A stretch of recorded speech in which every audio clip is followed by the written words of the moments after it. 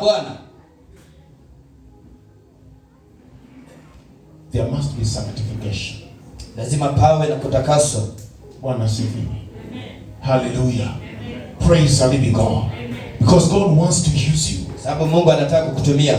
Bali tumefika sasa ni wakati kipindi ambao unasema kwa sababu nimetoka katika hii familia. Wapendwa, kwa wale nimewafundisha hii series ambayo mko mkifuatilia for the last 1 month. Sasa ni kipindi ambao unatakana kwa kufungua kitabu chenyu cha kwenu. Get to the archives of your family.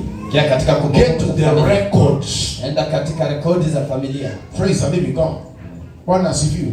Let me tell you, you know what the devil always reminds us? Jua kile ambacho shetani huwa anatukumbusha kila wakati. It's the record of our family. Ni kuhusu kumbukumbu za familia zetu. What has been happening? Kile ambacho kimekuwa kifanyika. Bwana asifiwe. And for you to become a record breaker. Na ili wewe ukawe mwenye kuvunja rekodi. And to break all these things that are happening in your family. Na ukavunja haya mambo yote yanayofanyika. And become a vessel of honor. Na uwe chombo cha heshima. To be used by the master. Nachofaa kutumika na for the family. Kwa ajili ya familia. Sanctification is key. Kujitakasa ni muhimu. That is number 1. Hiyo ni ya kwanza. Praise the living God. Bwana asifiwe. A vessel that is divine, used of God. Chombo kilicho kitakatifu ambacho kinafaa kutumika na Mungu. You'll know him. You'll know her by her character. Utamjua kwa tabia. Bwana asifiwe. Praise the living God.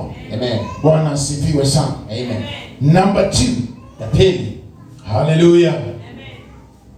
How do we break and come out of these iniquities? Jinsi gani tutavunja na kutoka katika uovu huu? Powers operating in the realm of spirit and spirits. Nguvu zinazofanya katika ulimwengu wa roho na maroho. Praise the living God. Amen. You need to seclude yourself. Unafaa ukajitenge wewe in prayer and fasting. Katika maombi ya kufunga. Najaribu kukufundisha mambo ambayo natakana kufanya.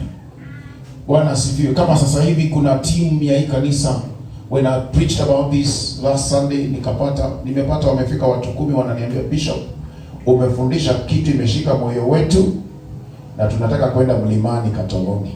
Nikamwambia Jehova, thank you so much because I'm seeing now the product of this message. Asante Mungu kwa sababu anaona matokeo ya ujumbe huu. Bwana asifiwe. Hallelujah. You have to separate yourself. Ni lazima ujitenge for the purposes of this kingdom. Kwa ajili ya ufalme huu. Bwana asifiwe sana. You can never succeed in this kingdom. Hautashinda katika ufalme huu. Hallelujah. Amen. When you do not understand your secret place of prayer. Kama hutaelewa mahali pako pasiri pa maombi. I'm not talking about altars. Ongea kuhusu madhabahu. I'm talking about a secret place of prayer. Bali anaongea kuhusu mahali pasiri pa maombi. You get a place where you go for prayers alone. Mahali ambapo wewe huwa unaenda kufanya. You fast and pray. Unafunga na kuomba. You cannot break. Huwezi vunja. Hallelujah, just by praying. Kwa kuomba tu. You need to fast. Kwa kufunga. You need to pray. Unahitaji kuomba pia. Hallelujah, get a place. Pata mahali. You call it a secret place of prayer. Hapo utaita mahali pako pa maombi. Your place of prayer. Mahali pako pa maombi. You need a place of prayer. Unahitaji mahali pa maombi. Ask your neighbor if he has a place of prayer. Ndiza jirani kama ana mahali pa maombi. Ndio maana tumeanza in this church. Na kuna wengine Mama Region pia huko ameniambia akona watu 7. Sijui hapa ni wangapi. There are people who are serious with these messages and they are taking it to their hearts. Na wale ambao wamechukua ujumbe huu katika mioyo yao.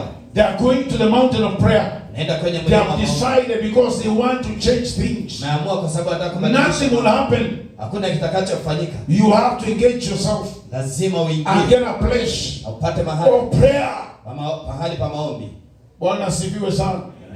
Abraham, God told Abraham, Ibrahimu Mungu akamwambia, leave your father's house. Ondoka katika nyumba ya baba. Leave your nation. Ondoka katika nchi. To the land that I'm going to show thee. Uende katika nchi nitakayokuonyesha. I will make your name great. Nalifanya jina lako kubwa. Them that curse you, I'll curse them. Na ukulaani and them that bless you, I'll bless them. Na ukubariki nitabariki. Abraham left. Ibrahimu akaondoka. Praise the living God. Amen. Hallelujah. Now after 10 chapters in the Bible, that's after chapter 12 up to chapter 22. Sura 10 katika Biblia. We are seeing God coming down in person of the Holy Spirit. Kuna Mungu akishuka katika umbo la Roho. And he's telling Abraham, kimwambia Ibrahim, since now you have a child, sasa uko na mwana, I want you to go and sacrifice your own son. Nataka uende umtoe sadaka to one of the mountains in Moriah. Katika mlima mmoja kwa Moriah. Praise the living. Get out. Ondoka. Bwana asifiwe sana. Amen. The Bible tells me Biblia inasema Abraham took his 2 servants, Tuma kachukua watumishi wake 2 wawili, asses, kachukua his punda son, wawili, mtoto wake, and he started the journey kaanza safari to the mountain.